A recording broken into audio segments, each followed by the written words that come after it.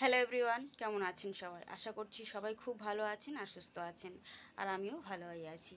তো আজকে আমি চলে এসেছি একটা নতুন ধরনের ভিডিও নিয়ে। আর আজকে আমি আপনাদের সাথে ব্লগ শেয়ার করব না, কি শেয়ার করব বলুন তো? আজকে আপনাদের সাথে একটা নিরামিষ রেসিপি বানিয়ে দেখাবো। তো নিরামিষ রেসিপিটা হচ্ছে কুমড়ো আলু পুঁই শাকের তরকারি। এটা তো আমরা আমিষ দিনে খেয়েছি। সবাই পেঁয়াজ দিয়ে রান্না করে, পেঁয়াজ দিয়ে রান্না করলে চিংড়ি দেয়, মাছের মাথা দেয়, অনেক কিছু দিয়েই রান্না করা যায়। কিন্তু এটা যদি নিরামিষ দিনে রান্না করতে হয়, নিরামিষ দিনে রান্না করব, আবার পেঁয়াজ ছাড়া রান্না করব।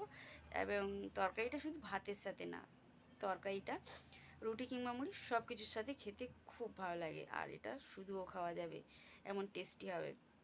তো আসুন, পুরো ভিডিওটা দেখুন। আর যদি ভালো লাগে প্লিজ আমাকে সাপোর্ট করুন। তো বন্ধুরা, আমি ঝুমুর এবং ঝুমুর লাইফস্টাইল চ্যানেলে আপনাদের সবাইকে অনেক অনেক স্বাগত জানাচ্ছি বন্ধুরা। তো এই যে রেসিপিটা আমি আপনাদের সাথে শেয়ার করব, পুরোটা দেখবেন, একদম স্কিপ করবেন না। স্কিপ করলে কিন্তু কিছু বুঝতে পারবেন না। আর এই ভিডিওটা বানানোর সময় আমি অনেক কিছু ভুল করেছি। আর যেহেতু আপনারা আমার বন্ধু হন, ভুল স্বীকার করতে আমার কিন্তু লজ্জা নেই। তো প্রথমে কড়ার মধ্যে একটু তেল দিয়ে, তেলটা গরম হয়ে গেলে কালো জিরে ফোড়ন করেছিলাম আমি। কালো জিরে ফোড়ন করে যখন গরম হয়ে গেছিলো তেল আর কালো জিরে, তখন কুমড়ো আর আলু দিয়ে ভালো করে নাড়িয়ে নিচ্ছি।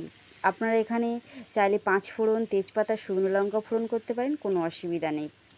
আর প্রথমেই যে ভুলটা করেছিলাম সেটা হচ্ছে কড়ার মধ্যে তেল দিয়ে কালো জিরে দিয়ে যে ভিডিওটা করে আপনাদের সাথে শেয়ার করার কথা ছিল সেটাই ভুলে গেছি। আমি তো কখনো রান্নার ভিডিও করি না, সবসময় ব্লগ ভিডিও বানাই, তো ওই জন্য ভুলে গেছিলাম।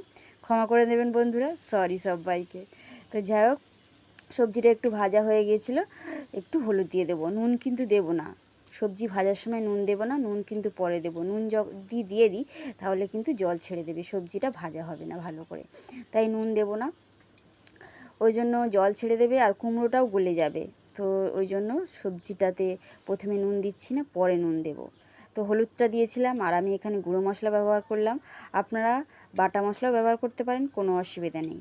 এখানে আমি জিরে আদা বাটা সেটা আমি গুঁড়ো করে ভেজে রেখেছিলাম সেটা দিলাম।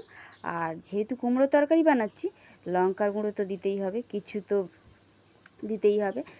আর কুমড়োতে তো লঙ্কার গুঁড়োটা বেশি লাগে, কারণ কুমড়ো যেহেতু মিষ্টি হয় খেতে, ওই জন্য একটু লঙ্কার গুঁড়ো দিয়েছিলাম। আপনারা চাইলে নাও দিতে পারেন, কোনো অসুবিধা নেই। আর আমাদের বাড়িতে একটু ঝাল খাওয়া হয়, ওই জন্য আমি লঙ্কার গুঁড়ো ব্যবহার করছিলাম। তো যাই হোক, সবজিটা ভালো করে ভাজা হয়ে গেছিলো। আমার মশলা লঙ্কার গুঁড়ো দিয়ে সবজিটা ভালো করে ভাজা হয়ে গেছিলো। ওই জন্য তারপরে কেটে রাখা যে পুঁই শাকটা ছিল সেটা দিয়ে দিলাম। দিয়ে সবজির সাথে ভালো করে পুঁই শাকটা মিক্স করে নিলাম। এরপরে নুনটা দিলাম। কারণ আমি তো জল দেবো না। দেখুন, নুনটা দেওয়ার সাথে সাথে কেমন জল ছেড়ে দিয়েছে। তো নুনটা দিয়ে আমি একটু ঢাকনা দিয়ে দেবো, একদম নাড়ালাম না। আমি একদম জল দিলাম না, নুনটা দেওয়ার সাথে সাথে ঢাকনা দিয়ে দিলাম। আর দেখুন, কিছুক্ষণ পরে ঢাকনা খুলে দেখাচ্ছি কত জল ছেড়ে দিয়েছে। তো জল দিইনি, নুনটা দেওয়ার পরে যে জলটা দিয়ে উঠেছিল তরকারিতে, সেটাতেই সিদ্ধ হবে। আর এই সময় কিন্তু একদম যে উনানের আগুন বেশি রাখবেন তা নয়, একদম নিমু আঁচে রাখতে হবে, না হলে কিন্তু তরকারিটা পুড়ে যেতে পারে। আর এই তরকারিটা শুধু ভাত না, সব কিছুর সাথে আপনি খেতে পারেন, খুব ভালো লাগে। আর এটা হচ্ছে আমাদের রান্না পুজোতে একটা ফেভারিট রেসিপি হয়। এটাতে তো আমরা চিংড়ি দিয়ে খাই রান্না পুজোর সময়। রান্না পুজো তো এসেই গেছে। আর এই তরকারিটা খাওয়ার জন্য আমাদের বাড়িতে সবাই আসে। এসেই বলবে যে কুমড়ো পুঁই শাকের তরকারি। তখন তো আমরা চিংড়ি দিয়ে বানাই, এখন নিরামিষভাবে বানাচ্ছি। তো যাই হোক, তরকারিটা আমার মোটামুটি শুকনো হয়ে গেছে, জলটাও মরে গেছে। এবার নামিয়ে দেব। রেডি হয়ে গেছে। দেখুন দেখতে কত সুন্দর হয়েছে।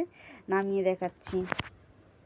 দেখুন, একটা পাত্রে করে আমি নিয়েছি, বেশ ভালো দেখতে হয়েছে।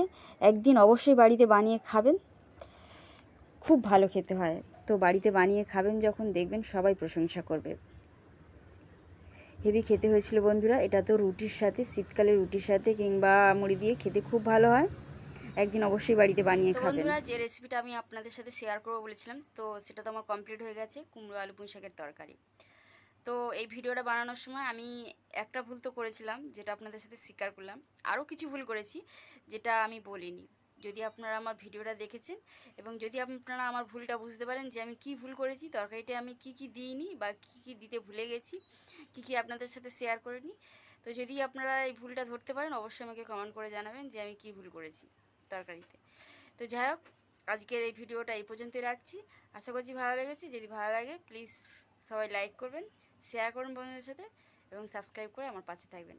টাটা বন্ধুরা। এখনও হাতটা কাজ করছে না, টাটা দিতে ভালো করে পারছি না, তো যাই হোক, টাটা বন্ধুরা।